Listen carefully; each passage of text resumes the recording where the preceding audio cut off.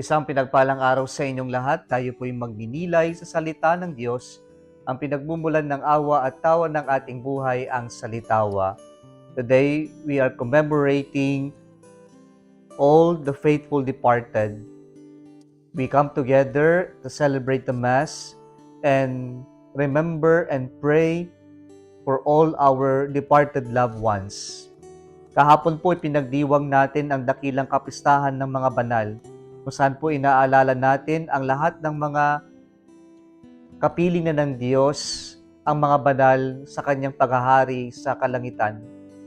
At ito po'y pagpapaalala na tayo rin po ay tinatawag na magpakabanal.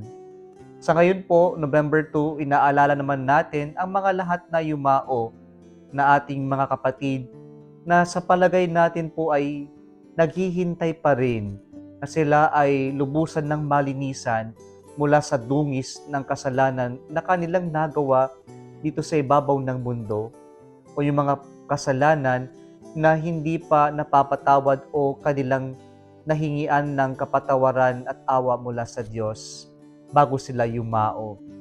Kaya po naniniwala tayo na sila po ay nasa state ng purgatorio, ng paglilinis ng kanilang mga naiwan na kasalanan.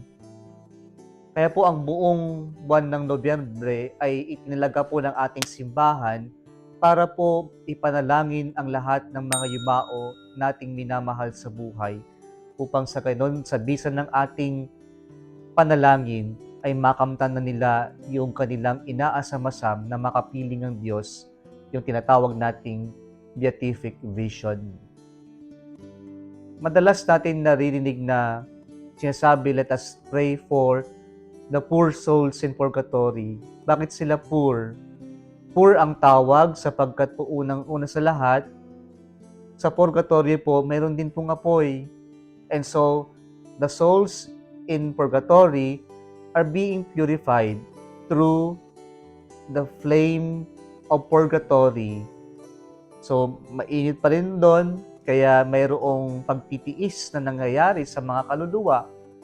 Pangalawa, they are called poor souls kasi po ay nagkakaroon ng temporary moment of not seeing God.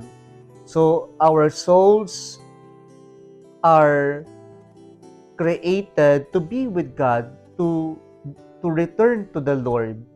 And so, in the state of purgatory, the souls are temporarily hindered from seeing the Lord.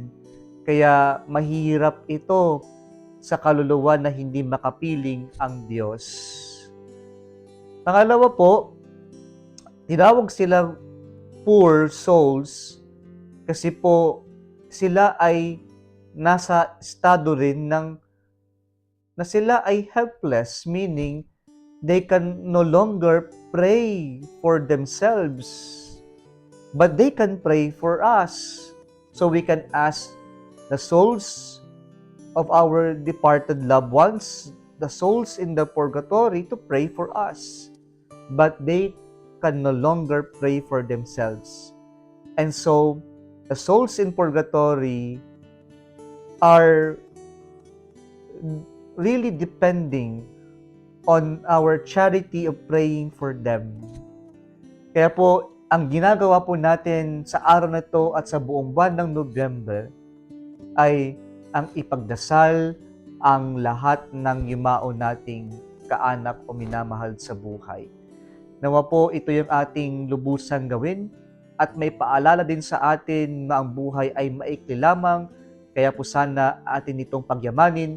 Kung ito ay biyaya ng Diyos, let us try to value our life and appreciate the life of other people.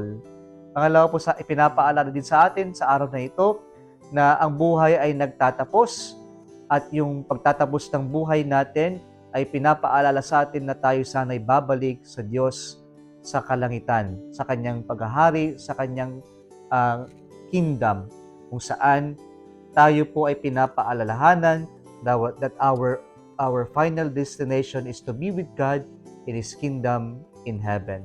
Kung nagustuhan mo ang video na ito, huwag kalimutang mag-like, i-share at mag-subscribe sa Salitawa Facebook page and YouTube channel.